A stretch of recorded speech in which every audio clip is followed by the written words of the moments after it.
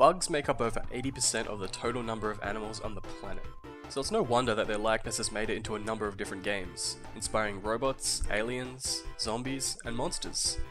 Whether it's the extremely helpful Spitter the Spider in Donkey Kong Country 2, the methodical Sim Ant, or the B-level in Banjo-Kazooie, there's no denying their influence.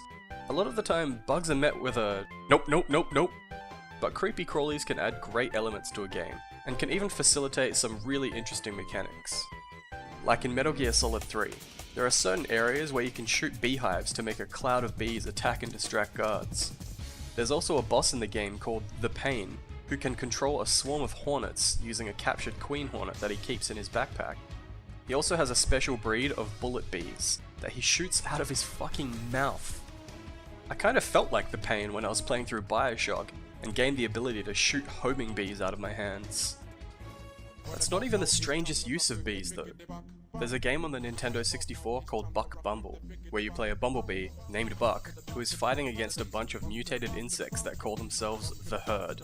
To combat their mutations, the bug resistance turns Buck into a goddamn cyborg and arms him with lasers and rockets as he fights weaponized caterpillars, exploding mushrooms, and kamikaze mosquitoes. It was an alright game, but I think most people had it in their console just to listen to the theme song.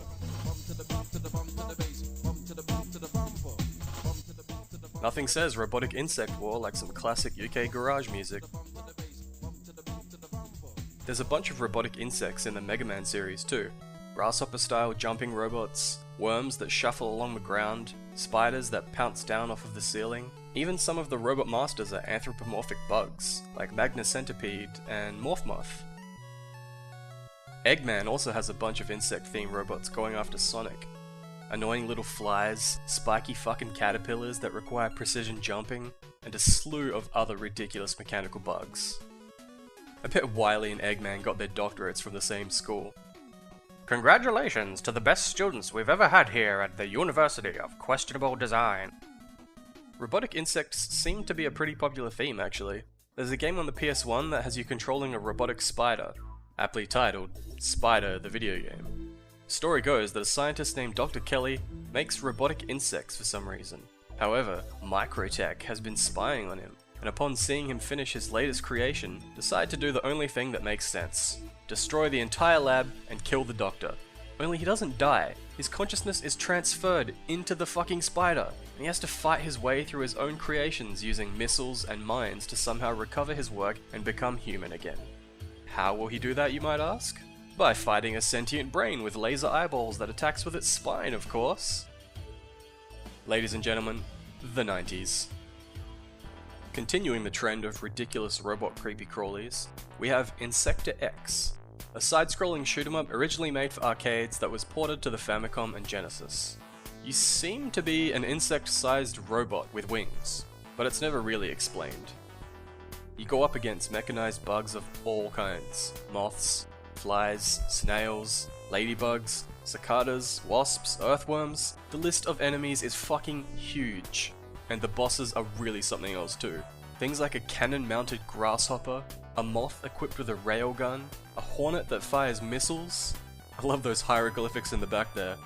Ah yes, the Great Wasp Battle of 200 BC, terrible time, wanton destruction, millions died. On the topic of wanton destruction, Worms is one of the most popular game series ever made. The original took the turn-based terrain destruction formula, popularized by games like Scorched Earth, and added a comedic twist, with little worms using ridiculous weapons to strategically wipe each other out. Recent iterations have ranged from terrible to not bad, but the first game was a nice departure from the norm, and the series only improved with each release, culminating in Worms Armageddon, a brilliant art style and team editing system that lets you customize your group of worms with voices and accessories only adds to the well-refined combat system, which has you utilizing everything from Uzis to flying sheep. Bazookas, flamethrowers and grenades are just the basic weapons.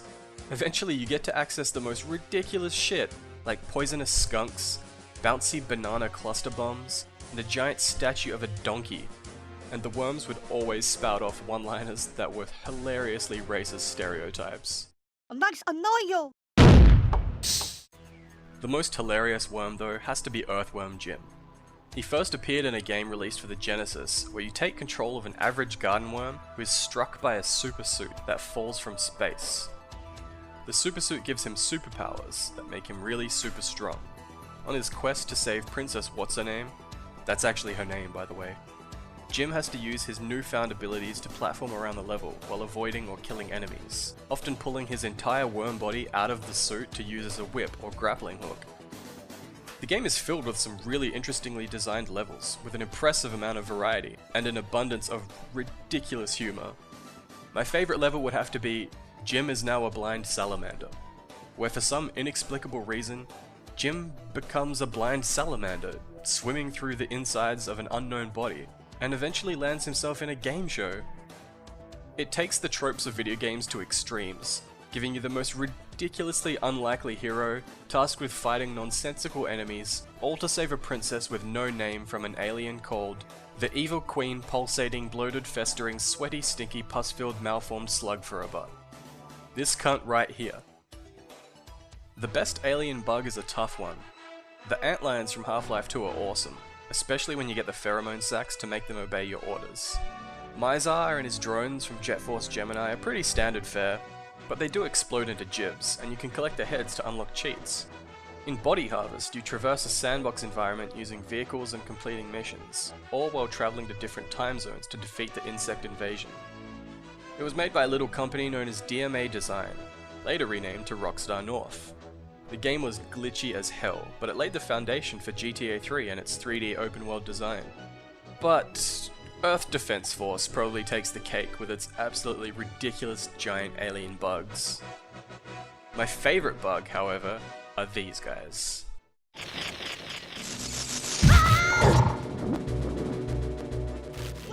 The Skulltulas from the Legend of Zelda series. These bony arachnids made their first appearance in the Ocarina of Time, where you encounter them in the very first dungeon, inside the Great Deku Tree. But they can be found all over Hyrule, hanging from ceilings and clinging to walls, and they always pounce when you least expect it. Apart from the basic Skulltulas, there are special golden Skulltulas found throughout the world. These are linked to Kakariko Village, where you are relayed rumours about a fabulously rich family who are all cursed by their greed. Exploring the town reveals the House of Skulltula, where you find a father and his 5 sons, all transformed into half-human, half-Skulltula monstrosities, all mortified by their situation. They implore you to find and destroy all of the golden Skulltulas to free them from their curse, and in return, promise to give you great rewards. Finding all the Skulltulas is a huge feat, and it requires scouring every inch of the world, in the past and the future, using every item you've acquired. Even though it is one of the most frustrating aspects of the game if you're trying to complete it 100%, the constant rewards make it a worthwhile endeavour, and once you finally break that curse and see the old man jigging away, the feeling of satisfaction and accomplishment melts any resentment you might have had.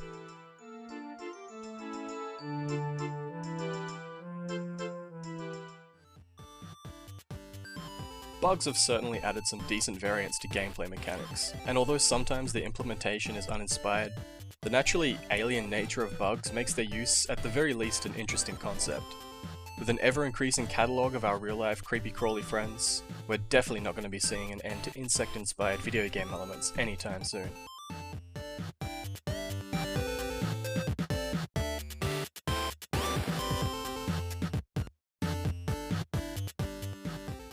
Thanks for watching, guys. Be sure to leave a comment below, be it positive or negative. If you enjoyed the things that you just watched with your eyeballs, and you have the power to move your mouse slightly, why not like the video? And subscribe. Who knows what wondrous things might happen. If not, that's cool. I still love you. But either way, I hope to see you next time.